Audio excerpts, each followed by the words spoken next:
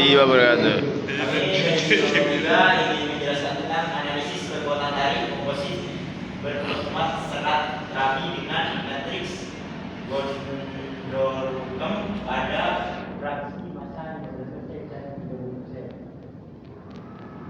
Masalah kesadaran akan terjadi hubungan dari pembangunan keberlanjutan sektor industri manufaktur dan memicu minat untuk penggunaan serat bermuat alami dan matriks alami dalam pembuatan komposit biodegradable. Komposit ini juga bisa disebut green komposit yang ramah lingkungan. Dahuluan, dalam beberapa tahun terakhir telah terjadi peningkatan kesadaran akan pentingnya lingkungan dan kesadaran akan pentingnya pembangunan berkelanjutan di sektor industri manufaktur, sehingga meningkatkan minat untuk menggunakan serat alam sebagai penguat dalam matriks polimer menggantikan serat sintesis.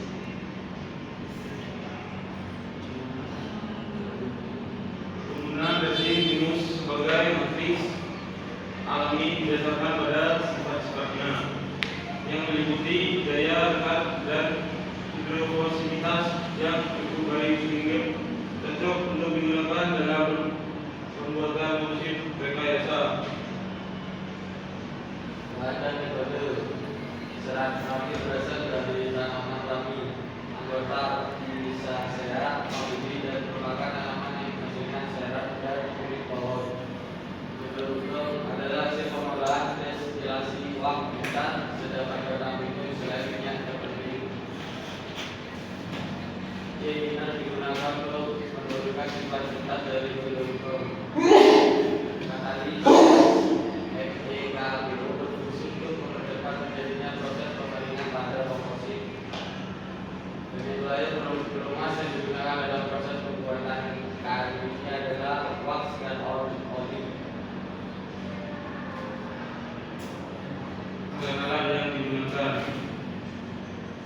yaitu ada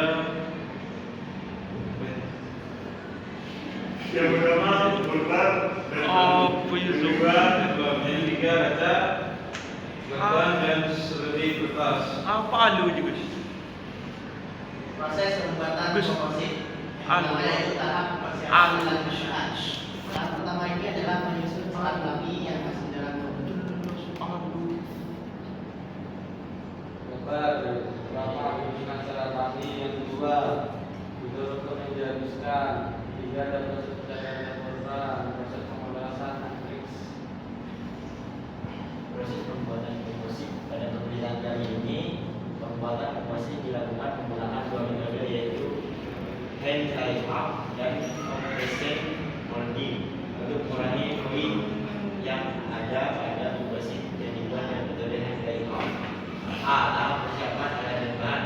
Tahap pertama adalah menyusun serat rapi yang masih dalam bentuk serabut untuk dibersihkan yang dilakukan. B. Tahap pembuatan komposit hand dry up. Pada tahap ini, oli dioleskan di atas kaca yang sudah dipersiapkan. Olesan ini berguna untuk memudahkan proses pengangkatan spesimen komposit dari kaca. Tahap berikutnya adalah dengan mempersiapkan matriks. Matriks merupakan gabungan antara Gondorcum inner dan katalis Beko yang sebelumnya sudah ditimbang dan ditentukan sesuai dengan fraksi massa serat yang telah ditetapkan. Selanjutnya ketiga, bahan tersebut kemudian dituangkan pada teflon yang dipanaskan di atas kompor listrik. C. Tahap pembuatan komposit compression molding. Sebelum dilakukan proses pengepresan, lalu dilakukan persiapan pada spesimen. Sebelumnya spesimen yang telah kering pada suhu ruangan kemudian diukur dan dipotong sesuai dengan cetakan. Hasil pembahasan pembuatan spesimen pada penelitian kali ini, pembuatan komposit serat rapi menggunakan dua metode. Metode pertama adalah compression yang akan dipanaskan dengan suhu 50 sampai 70 derajat kurang lebih dari 3 menit. Analisis dan pembahasan hasil pengujian tarik. Pada spesimen hasil pengujian dilakukan foto makro dan ditemukan adanya delaminasi yang terjadi pada komposit. Sementara itu, delaminasi terjadi akibat ikatan antara pengikat dan matrik yang mungkin. Kerusakan yang terjadi pada penelitian ini merupakan gabungan dari kedua tipe kerusakan, di mana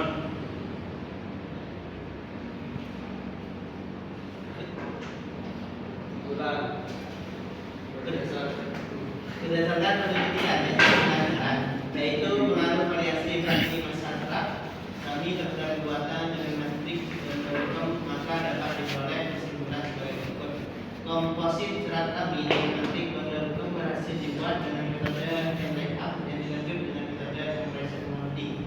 Hasil yang diperoleh sudah cukup memuaskan, namun pada spesimen dengan fraksi massa 30% matrik tersebar tidak sempurna dan masih ada poin dalam komposit yang dibuat. Pada kemudian dari yang telah dilakukan, kekuatan tarik yang diperoleh mengalami peningkatan rata-rata kekuatan tarik dan kemudian akan turun. Peningkatan kekuatan tarik dari 162,27 MPa pada fraksi massa 15%, nilai 294,35 MPa pada fraksi massa 30%. Sekian dari kelompok kami, mungkin ada yang ditanyakan.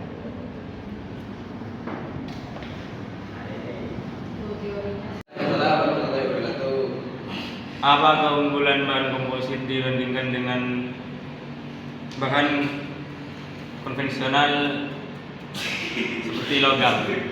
Sekian, terima kasih. Assalamualaikum warahmatullahi wabarakatuh. Waalaikumsalam warahmatullahi wabarakatuh. Saya bertanya, berapa lama komposit bertahan?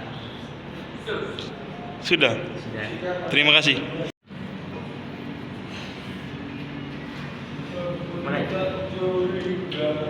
Saya Novel Daniel Gawaswi akan menjawab pertanyaan dari warahmatullahi wabarakatuh. Saya Novel Daniel Gawaswi akan menjawab pertanyaan dari Mas Andi, yaitu jawabannya dibanding dengan material konvensional, bahan komposit memiliki banyak keunggulan. Di antaranya memiliki kekuatan yang dapat diatur, berat yang lebih ringan, kekuatan dan ketahanan yang lebih tinggi, tahan korosi dan tahan terhadap keausan. Mungkin sekian dari saya. Assalamualaikum warahmatullahi wabarakatuh. Saya akan menjawab pertanyaannya dari Mas Afrilindo. Saat ini penggunaan material komposit dalam kehidupan sehari-hari sangat bervariasi. Misal untuk pembuatan peralatan rumah tangga, komponen-komponen mesin seperti mesin, kapal, mobil maupun sepeda motor yang terbuat dari bahan material komposit dalam air. Sekian dari saya. Warahmatullahi wabarakatuh. Waalaikumsalam warahmatullahi wabarakatuh.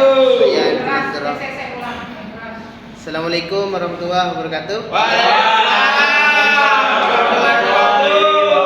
Saya akan menjawab pertanyaan dari Mas Ivan, yaitu sebagian besar tambahan komposit dapat bertahan setidaknya 7 sampai 10 tahun tanpa masalah apapun. Dalam banyak kasus tambahan komposit dapat bertahan hingga 10 tahun atau lebih. Terima kasih.